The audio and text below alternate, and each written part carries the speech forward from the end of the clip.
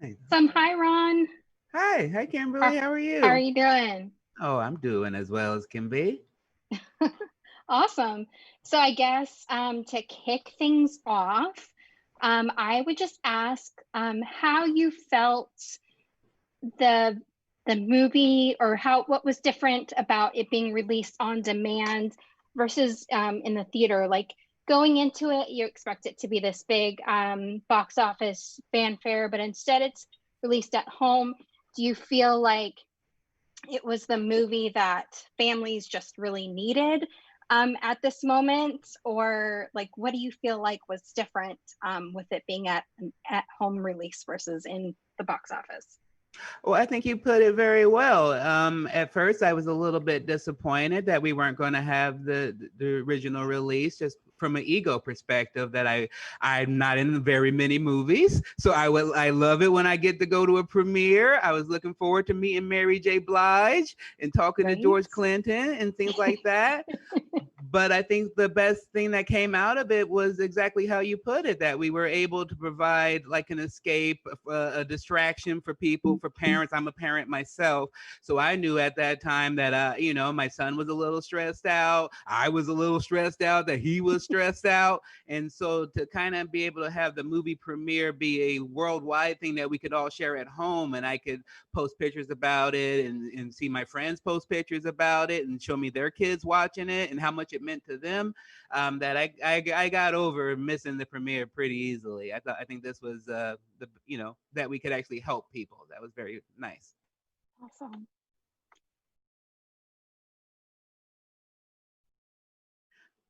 Hi, Ron. Thanks for joining us today. Hi, Tessa. Thank you for just wearing your normal outfit. This is totally how I dress every day. I get it. Quarantine has done a lot of things to all of us. Exactly. Got to entertain the kids however I can.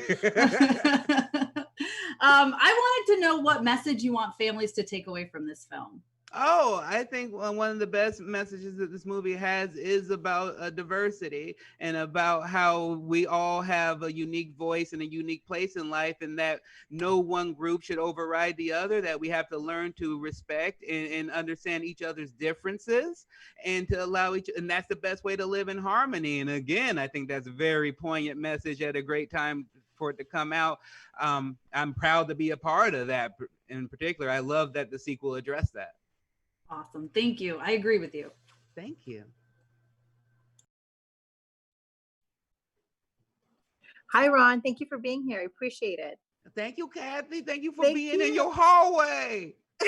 I had to come outside because my son was playing on his Nintendo Switch. I was like, I know as soon as I started talking, he's going to start screaming at Mario. And I'm like, oh my God. Yeah, and I was going to start asking a lot of questions about, what's he playing and how his Animal Crossing Island is going. Yeah, that would have distracted me. Yeah. Where Princess Peaches and all that stuff. Yeah.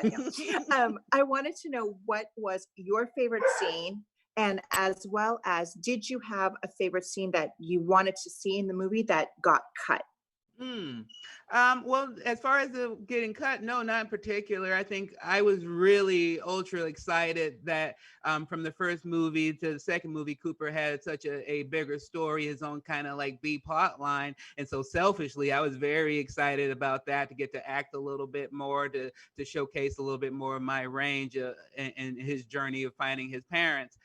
So I was really excited about that. But to tell you the truth, a scene that really hit hard for me was when they go in and they meet Kelly Clarkson's character, and we go into the whole country troll village, and to see a movie like that for kids kind of showcase and deal with death a little bit was something that and obviously it wasn't over the top, it wasn't gratuitous by any means, but it was something that I think a lot of movies miss out on, a lot of things gloss over, and I was something I was really kind of happy to see, and it made the movie have a little bit more heart and oomph to it, to me, from that scene. I know I might be weird for saying that, but no, it was beautiful. It was absolutely beautiful. So thank you. Thank you, Kathy.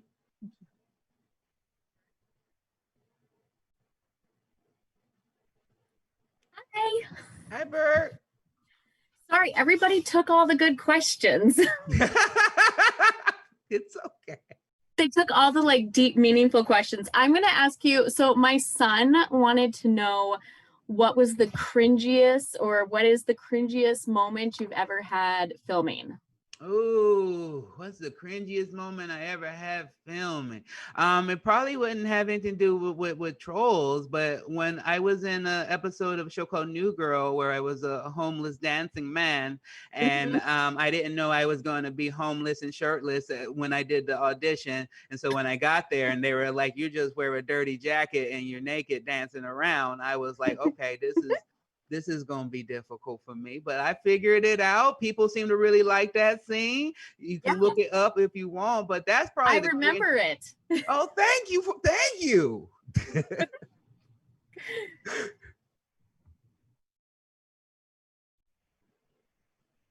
Hi, Hi, Sarah. How are you? I'm good, thanks. How are you? Oh, I'm doing great. Well, lots of questions. This one also comes from my son, who is 9 years old. And the first Trolls movie that he saw was the first time that he realized that real people voice the characters. I don't know where he thought they came from before, but that's when he realized. And since then, he has wanted to be a voice actor. So I'm wondering if you have any advice for him or any other kids who are looking to get into voice acting. Oh, I'm a weird sort in the fact that I didn't really pursue voice acting. It more kind of came to me in the fact that like this is my voice, and I've always sounded weird, especially for a large Black man. And so it's this kind of a thing where people made fun of me, and then I was able to then use that as a strength.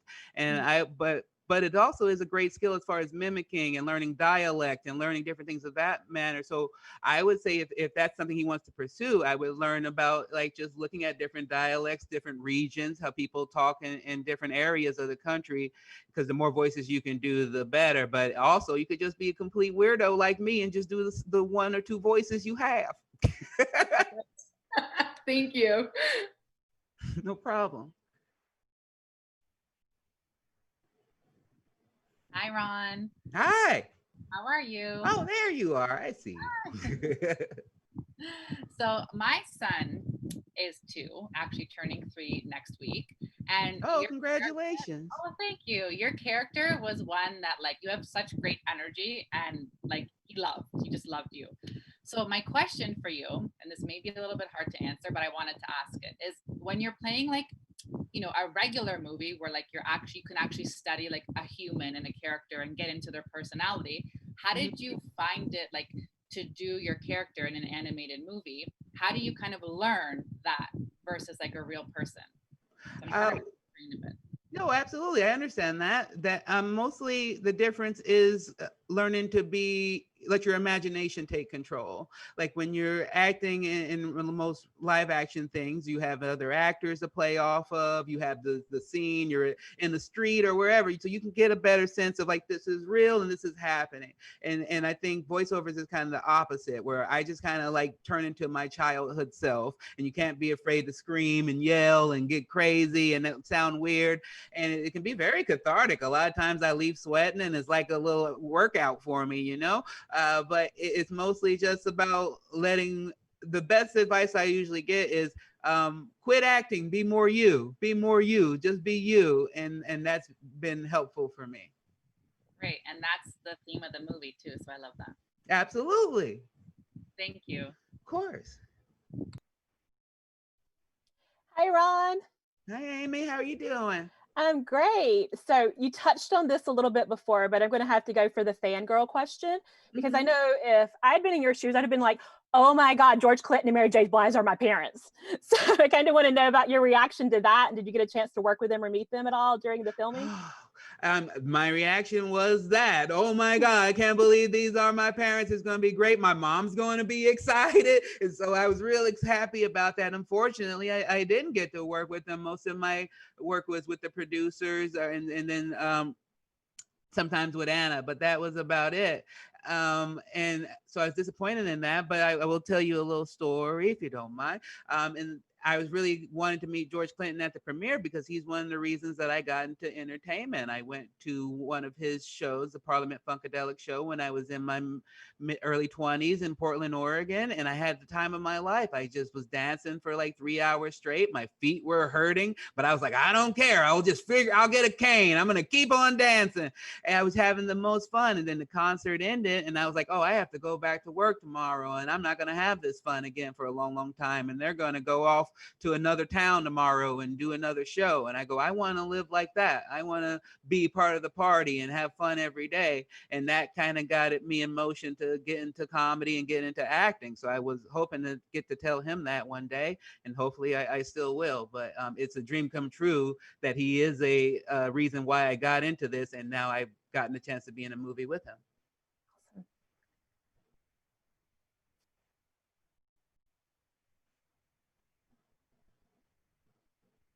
Hey, Ron, it's Amanda from Guide for Moms and Crazy Amanda Reacts, but you can call me Poppy today. Hi, Amanda. You should hang out with Tessa. I feel like you got good friends. Look, we BFFs, so she comes to my little troll town behind me. It's the safest place you can be. Look, everybody, all the trolls are wearing masks up over here. Well, my question is, you've been playing this character for a long time now, right? You're like the first movie, you've been doing some little animated series after the Trolls animated series, and now in this. So I want to know, do you get any input, when it comes to the lines, or what about some, little improv moments or anything that make it into the film or any, Yeah, absolutely. I get to do a lot. I mean, first of all, I want to go back and say thank you for noticing that I do all of that, because I'm a professional, Ron. I got to do my research. I appreciate that, because when I got the first movie, I really loved the character, and I said to myself, I'm like, I'm never going to let anyone else take this character. So I do the movie, I do the Netflix show, I did the live tour thing that they did. I did the voice for any Cooper voice is my voice, because I really love the character. And they do. They give me a lot of chance to improvise and have a lot of fun. One of my favorite things, I mean, it was a silly small little line, but I watched the commercial just the other day, and I poop out the whole cake, and I just go, happy birthday. And that wasn't the line. That was just me talking about his different things he would say if he pooped out a full cake. And so, obviously it's not that hard to figure out. Of course he would say happy birthday, but the fact that they just let me play around and then they actually use it, it's a lot of fun. I love it. I love being Cooper. Well, thank you. So you do birthday parties then? You do? I think I might get sued if I do that. Thank you.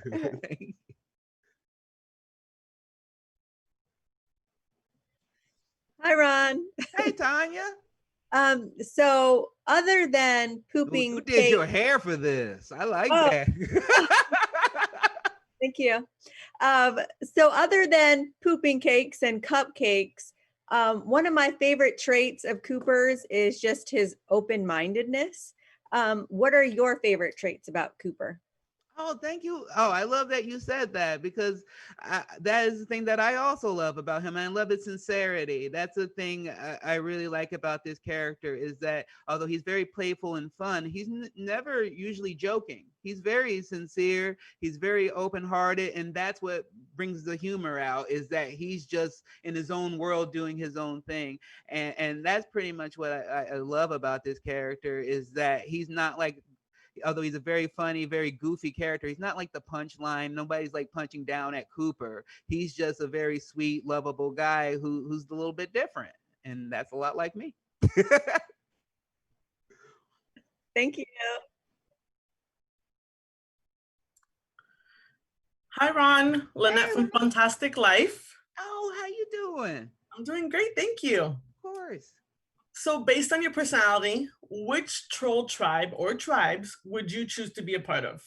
I'm already in the perfect one, pop and funk. You get a little bit of both. I can listen to all my Parliament, my Frankie Beverly and Mays, all my old school stuff, and then pop on some Britney Spears, some Christina Aguilera. Have a good time. I'm already in the perfect group. Those rock trolls, they scare me a little bit. That's a little bit too heavy for what I'm into, but a little bit of pop, a little bit of funk laid back with a groovy beat you could dance to, I'm all about it. Me too. Thanks so much. No problem, Lynette.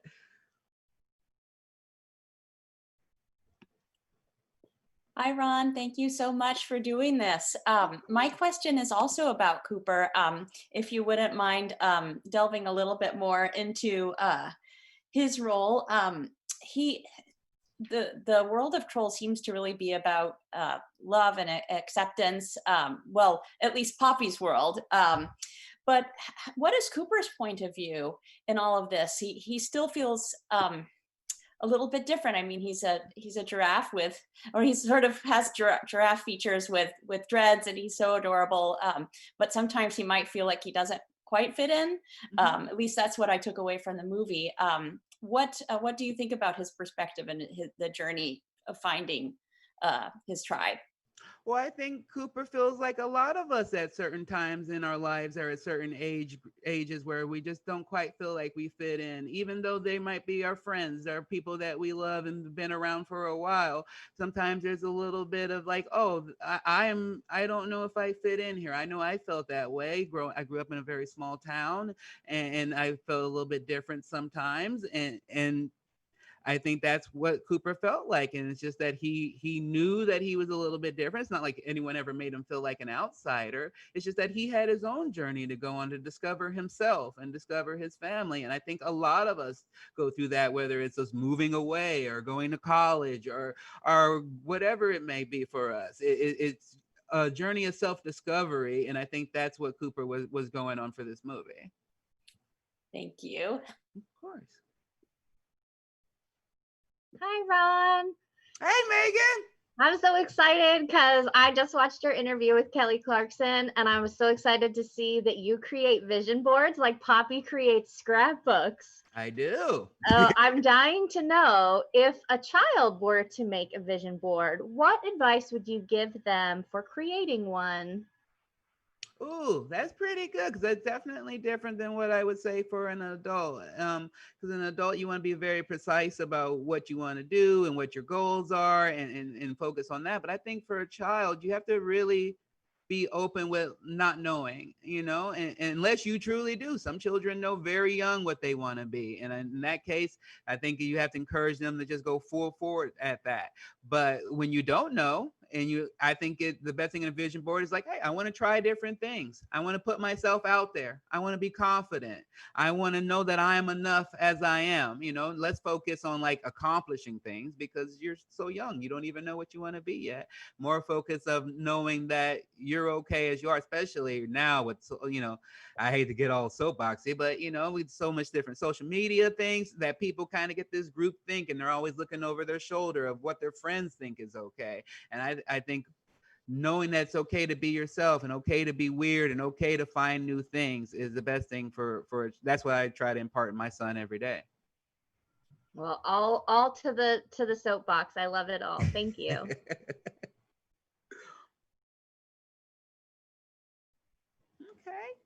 Awesome. So I think just in the times that we're in, I don't know that this was thought about going into the film, but one thing that I know my family really recognized throughout the movie is representation.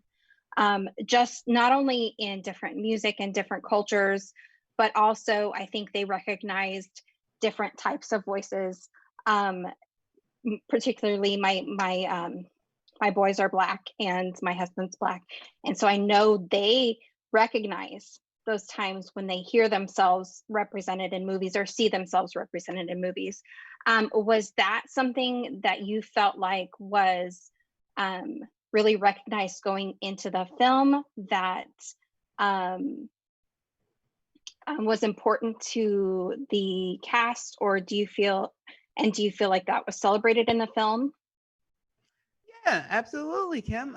First, I knew from the get-go that was one of the things they talked about when they were even just showed me in the script, was that it was going to be a lot about representation and showcasing different genres of music, and thereby showcasing different backgrounds and different cultures. And I was really into that. And I think a part that really showcases that in the movie is Anderson's Pox song in the movie, which kind of goes over the background of the troll history through his point of view, through a different point of view. And it kind of showcases how we do in history in our own lives, where people can have different views of how things worked out. And I as a big fan, as a Black man myself, as a big fan of hip hop, I love them showcasing like, hey, a lot of these things that you love took from our culture, took from what we're about, and never gave back. And for them to put that in a big budget movie to showcase the kids and showcase to everyone, I think was a great message that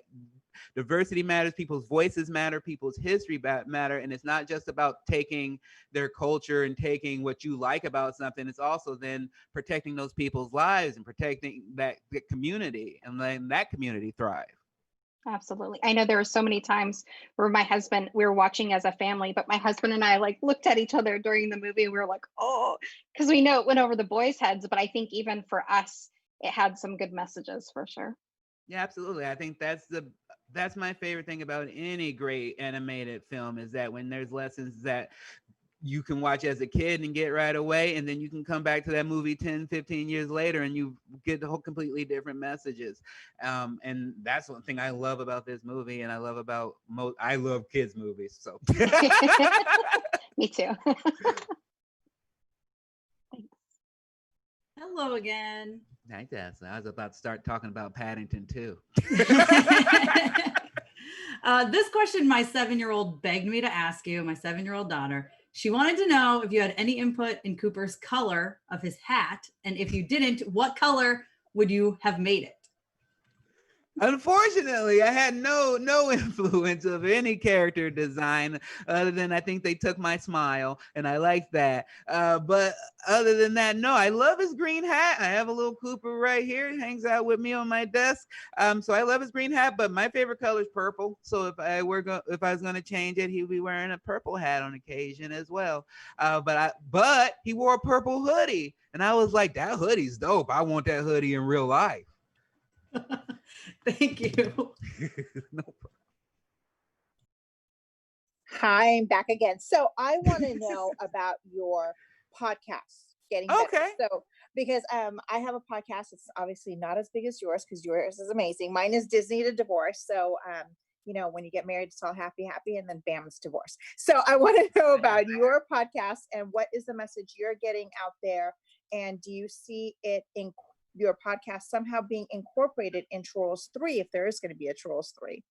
Well, first of all, I hope there's a Troll 3. There should be. Are they foolish?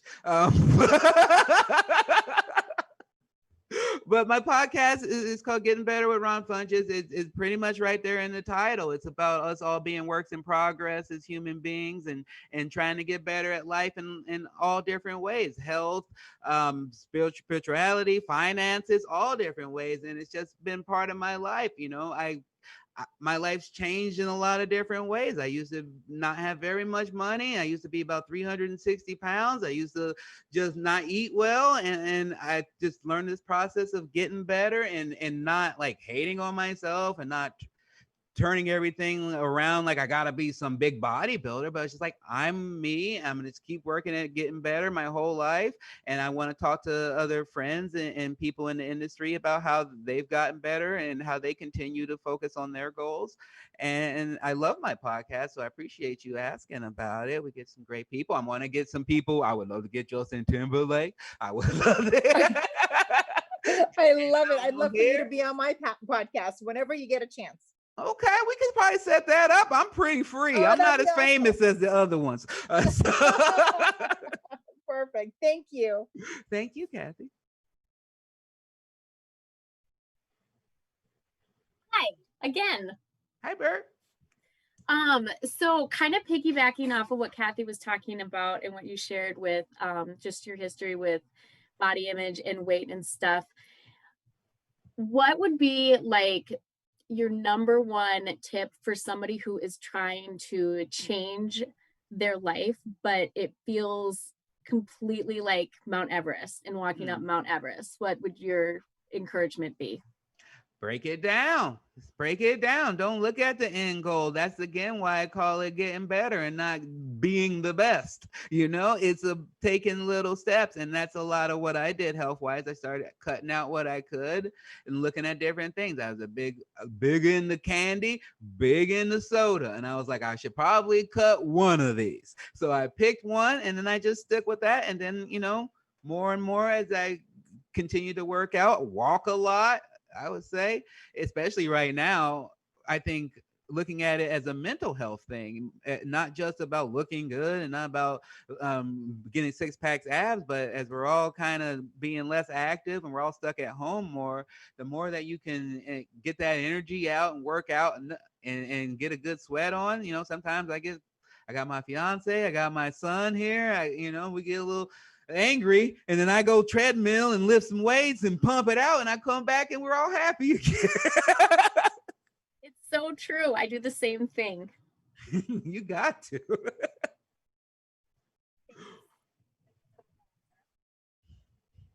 Hey. Hey, Sarah. All right. First of all, I want to say you're such a joy to listen to. I have just enjoyed this roundtable so much. Your answers have been so full of joy and passion and just realistic. So thank you so much for that. Oh, thank you. So my question is about Cooper, though. Without giving us any spoilers, where do you think Cooper goes from here? What do you want to see as his next steps? Oh, I want to see Cooper continue. I think what we have now is we have all these big troll villages now that we didn't know about before, and I think what we like, the movie is all about diversity and coming together, and I think what would be fun to see is what happens after, coexisting together. Cooper and his parents and his new brother. What type of relationship do they have that they haven't seen each other in so long? They don't really know him that well, so I could see them butting heads in different ways. So I think there's a lot of ways you could go with Cooper. I also just want to see a lot more Tiny Diamond because he's glittery and he's Kenan Thompson. But agreed. But for me, I want to see more of his background, more of his family, and how that kind of maybe can conflict with his old friends and family. Absolutely. Thank you.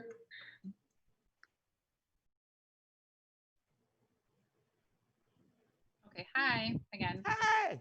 So, okay, I'm changing my question because I had something I'm going to ask you, but I'm going to ask you this one. So this movie couldn't have come out at like a better time with like what we're dealing with everything going on. And you're so full of energy and like your vibe is awesome. In a nutshell, because you have a son and you have your family, what is your kind of Cole's Notes version of like your advice? Like we're all, bloggers, moms, we're all doing something. What's your advice for anyone that's having a difficult time right now? My advice would be to be okay with that. To be comfortable in uncomfortable situations is one of the best lessons that we can learn in life, and to not fully feel that we need everything to be okay all the time. It's gonna be rough sometimes, but I think I've learned so much. I've spent so much more time with my son and my fiance, and I've changed a bit. I'm less productive, but I like it. I was like, maybe I was overly productive. Maybe I was just working and I wasn't productive. So I think just knowing that things are going to be uncertain but looking at what we have, right? Like most of us here have kids, or most of us here have family that we really love, or we wouldn't really be talking about this movie. But it's I think looking at that and looking how, like, at the end of the day, when everything kind of breaks down, we kind of turn towards our family and the people that we love the most, and they're there for us, and that we need to recognize that even when it's not like this. Thank you. You're going to make me cry. Thank you. Okay, so I kind of want to piggyback on, we've already talked about Trolls 3, which is going to happen. So since you've been Cooper for so long, when you first were in talks to be in the original movie. Did you have any idea that this was going to be something that was going to be such a big part of your life, doing the TV series and doing a sequel? And how far are you willing to take Cooper? I'm willing to take him as long as he wants to go. Really, I don't have any problem. It doesn't really take that long. Because the more I do it, the better I get at it. But I definitely didn't see it as being as big of a deal when I got it. To tell you the truth, I wasn't apprehensive, but I was, I come from stand-up comedy, and a lot of my friends and stuff were like tough, gruffy guys, and I didn't think that being in some kids movie, they'd be like, oh, that's weird. You're supposed to be a comic, But then I also looked at the people who I grew up loving, people like, why can't I remember his name right now? Mrs. Doubtfire. Robin Williams. Yes, Robin Williams in Aladdin. Oh, I mean, that's like one of my favorite things ever is him as the genie in Aladdin. So I kind of changed my opinion very quickly, and then there's a big difference between like people coming up to me and be like, oh, I like your jokes and I think you're funny, than people being like, oh, my kid loves you. My kid carries a doll of you around. Like that to me is amazing. So I never want to give that up. I love it. Awesome. Thanks.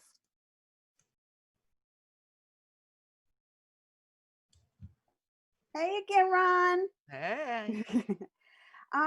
So I think it was Kim that touched on it a little bit about the diversity and the movie and everything like that. But also, these days with the animated films, we're seeing a lot of people being called out for, voicing characters that are a different race, and they even had the guy step down from that voiced Cleveland from Family Guy in the Cleveland show. So I just wanted to know, how you feel about that, and if you wanted to say anything on that. I mean, I love any chance for more people to be represented by their actual race. Like to me, there's different things. Like obviously, a troll's a troll. Anybody, there's no race a troll needs to be particularly. But I feel like if your character is coming from a Black perspective, then perhaps you should have it voiced by a Black person. And I just think anything that gives people who in general get less opportunities in this business and entertainment and gives them more opportunities, I'm all for. So I don't have any problem with that. I personally wasn't walking around angry that Cleveland was white. I didn't care about that in my life. But I love that the opportunity, again, just more voices, more diversity, more change, better art. That's all I feel.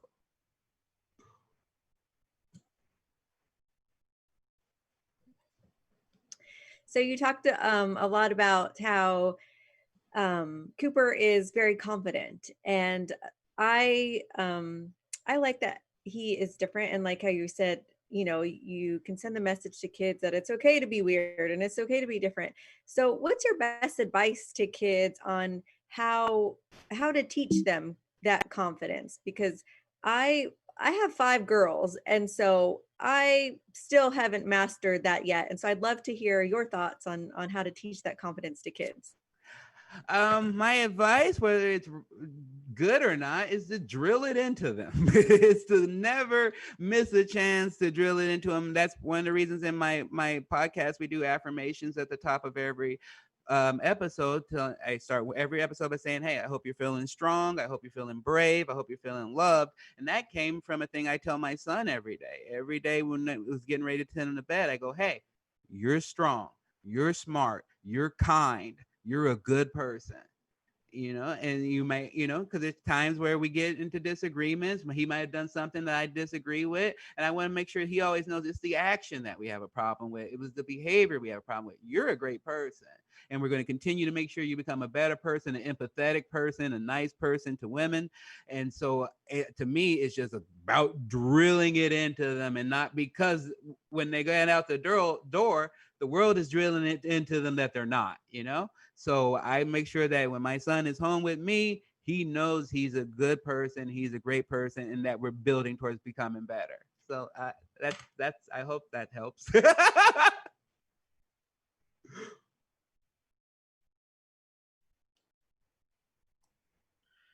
So I'd like to know, or hi again, I feel rude. Hey, I don't say no, hello. no worries, Lynette. So what were your thoughts initially, and then seeing it sort of come to life in animation when you saw that your character had such an important storyline in this film? Initially I was just excited and I was a little bit nervous because I wanted to be able to pull it off. A lot of my both voice acting and regular acting had been about, hey, hit this punchline, hit this, you know, and sell this joke. And in this script, there was like, oh, he's going on a journey. There is a little bit of self-doubt in him, is a fear in him of going into a new place. And I wanted to be able to portray that. And so I was a little bit worried about that. But when I saw it, I was like, I nailed it. I did a great job. I'm getting so much better at acting. People should put me in a lot of movies and with my face and on voiceovers. So I was just really happy with it, especially like when he's talking to himself in the water and kind of getting ready to give up. I was like, that's some pretty solid, simple acting. So I'm pretty critical of myself. So I was very happy with that. Well, I agree, you nailed it. So thank you for that. Thank you.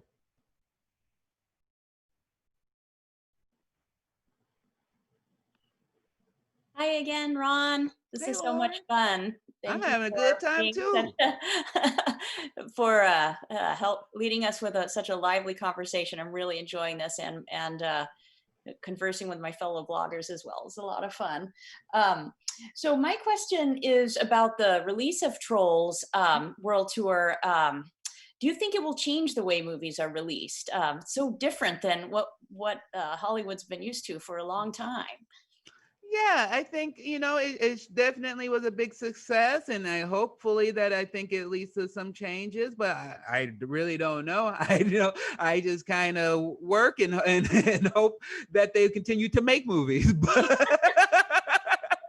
But I think, you know, it was definitely a good case that things can be done at home, but as well, I also love a theater experience. So we'll see.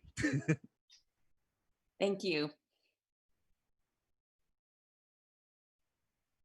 All right, so you have a great comedic career and you have a son, and Cooper has a great line about dad jokes in the movie. So I'd like to know, do you have a favorite dad joke? No, most of my jokes are kind of raunchy. So I live a weird life where I do very childish things and also do some things for just adults. But my son is just super funny. He's been real hilarious lately. We were watching some action movie recently where some criminals were trying to get away from something, and they just show this line. It was like, well, I know who could figure it out. And then my son just turns to me and he goes, Jack Bauer. And I was like, that's such a weird dad joke that my 17-year-old son is real into 24 right now. I don't know.